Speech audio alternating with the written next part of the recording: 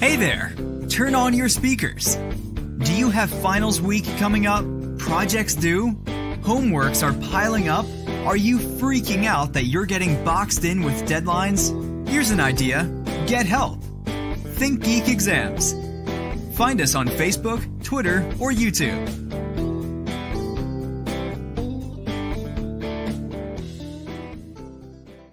Hi, so this is Statics Homework 11.1.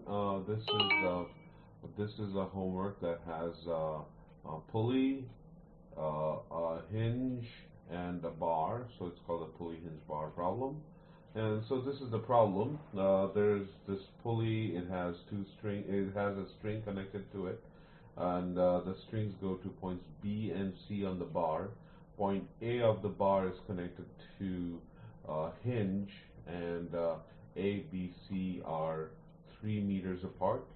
There is a force pulling the bar down at B for 380 newtons, and there's a force at C that's pulling the bar down 380 newtons as well. We're told to find the tension in the cable connecting B and C. We're also told to find the reaction forces, the reaction force at A and the components of it, so AX and AY, and their directions. Is it up or down, left or right, that kind of stuff. So we need to do all of this. So let's get cracking.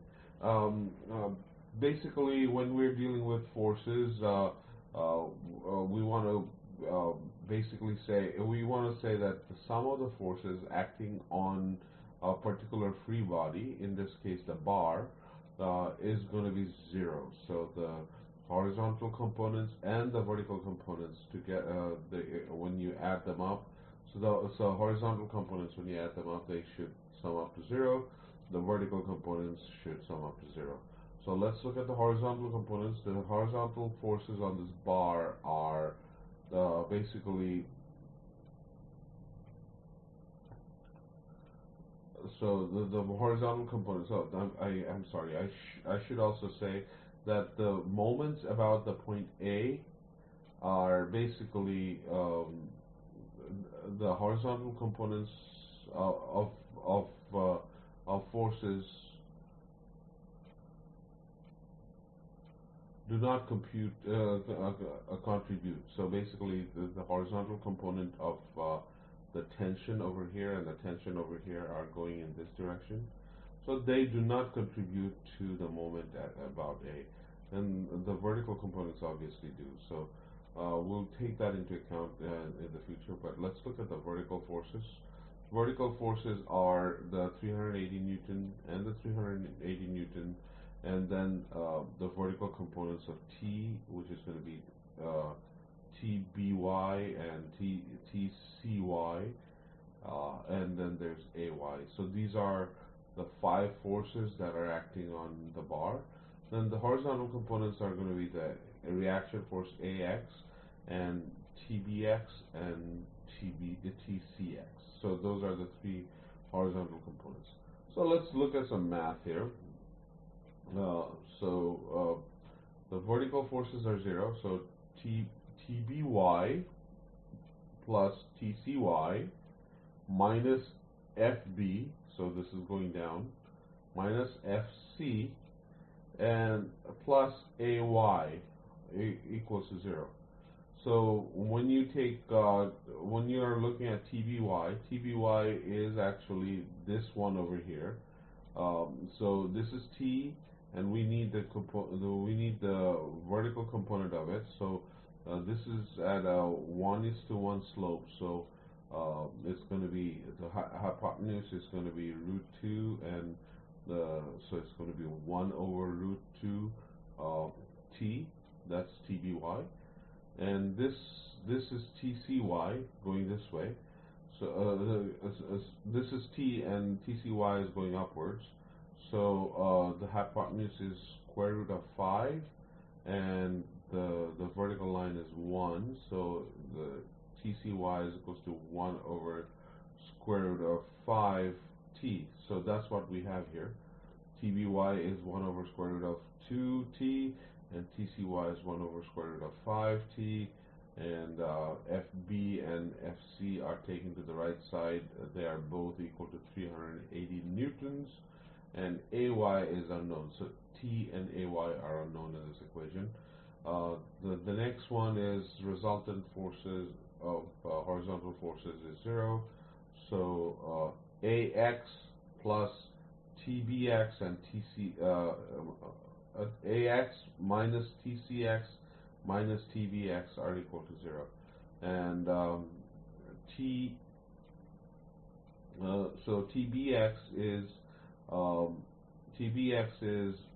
1 over root 2, just like that, and tcx is 2 over root 5, so that's right there, and together basically they form a 0.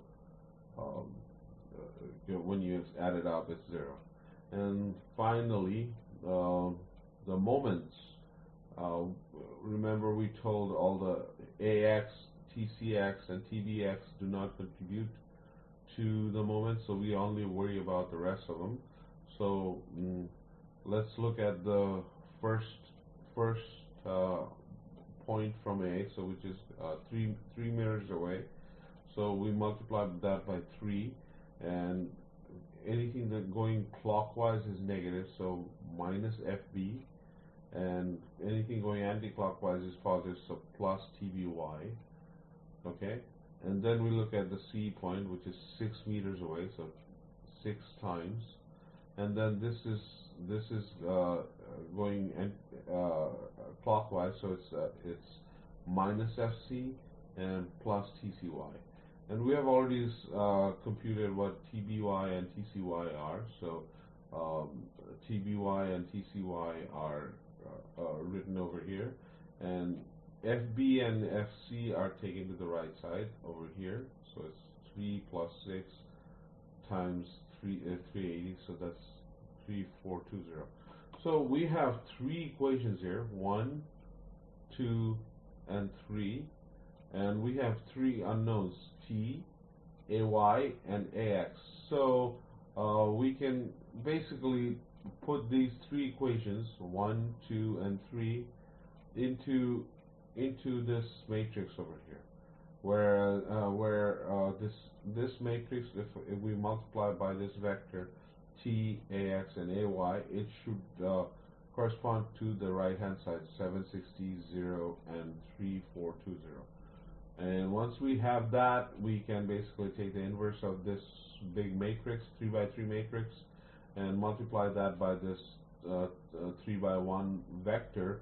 That should give us this vector that we need, t, ax, and ay, and that's exactly what happened. Well, we will do this in Matlab. So this is the Matlab version of it. We basically take in all this information, L, M, N. This is L, this is M, and this is N, and we create a vector, which is a matrix, just like that. This is what the matrix looks like, and then y vector is 760, 0, and 3420. That's what we have here, and then the x matrix is this one.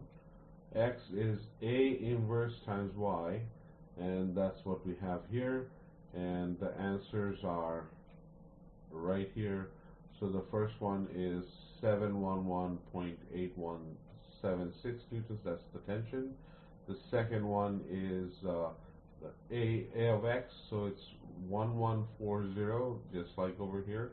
And the last one is negative 61.7. The magnitude is 6655, and here's what's happening.